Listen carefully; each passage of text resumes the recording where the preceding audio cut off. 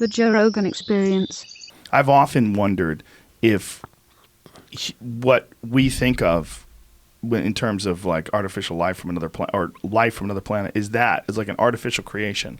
Like in our ideas that we understand that the biological limitations of the body when it comes to traveling through space, the dealing with radiation, the death, need for food, things along those lines, that what we would do is create some artificial thing to travel for us, like we've already done on Mars, right? We have the rover that roams around Mars. The next step would be an artificial, autonomous, intelligent creature that has no biological limitations like we do in terms of like its ability to absorb radiation from space.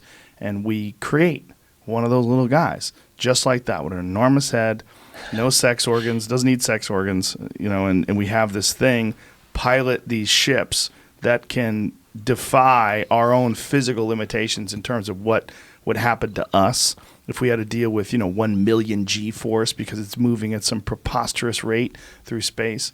Like when we think of these things coming from another planet, if we think of life on another planet, if they can innovate in a similar fashion the way we do, we would imagine they would create an artificial creature to do all their dirty work. Like, why would they want to, risk their body? Right, yeah. I mean, except I think creature might conjure up stuff that, if you have this spaceship, you don't have to have, build a little thing that sits and turns the steering wheel. Right. This could be all automated. Sure. And you'd imagine a technology that is spacefaring in a serious way would have nanotechnology. So they would have basically the ability to arbitrarily configure matter in whatever structure they wanted. They would have nanoscale probes and things that could shapeshift, and it would not be that there would be this person sitting in a seat behind the steering wheel. It would just, if they wanted to, they could be invisible to us. I think nanoscale things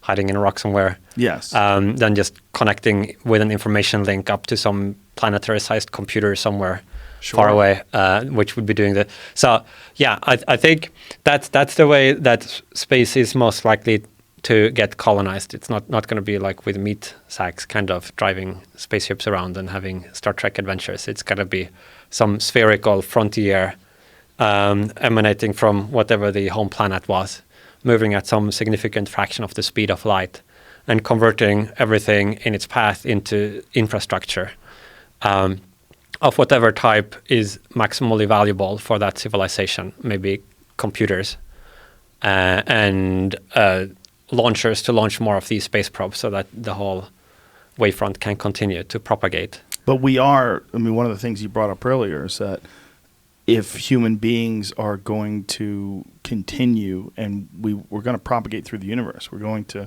try to go to other places, we're going to try to populate other planets. And are we going to do that with just robots?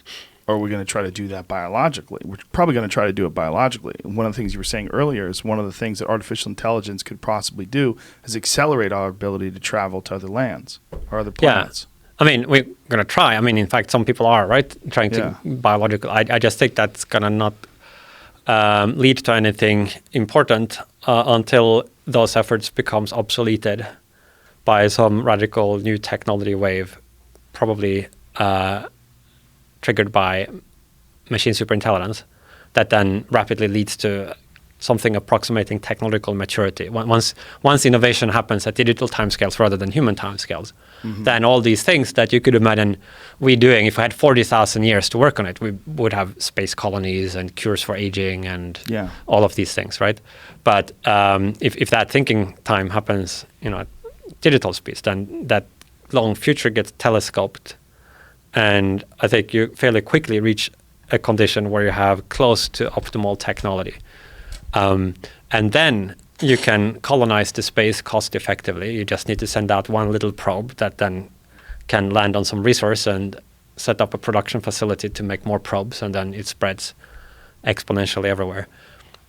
And then if you want to, you could then, after that initial infrastructuring has happened, you could transport biological human beings to other planets if you wanted to, but it's not really where the action is going to be. But what if we were concerned there's some sort of a threat to the Earth, like some sort of asteroid impact, something We're, I mean, we're at concerned that with stage of technology, averting some asteroid would be, I think, trivial.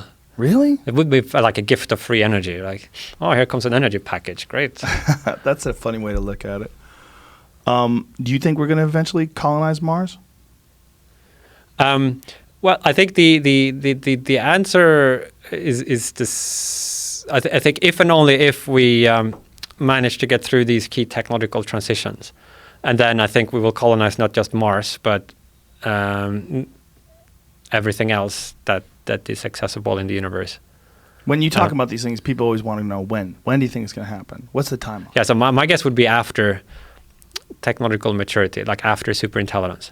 Now, with Mars, it's possible that there would be like a little kind of prototype colonization thing, because there are like people like really excited about that. So so you could imagine some little demo project happening sooner. But if we're talking about something, say, that would survive long term, even if the Earth disappeared, like some kind of self-sustaining civilization, I think that's got to be very difficult to do until you have superintelligence, and then it's going to be trivial.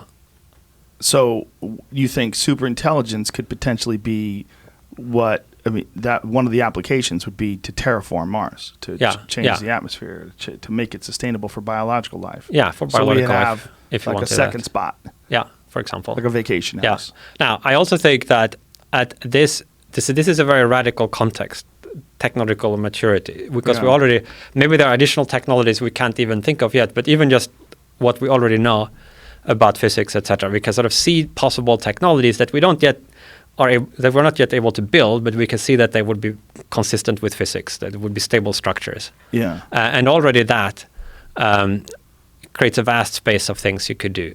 And so, for example, I think it would be possible at technological maturity to upload human minds into to computers, for example. Yeah. And so that... You think that's going to happen, like Ray Kurzweil style? Well, I think, again, it would be technologically possible at technological maturity to do it. Mm-hmm.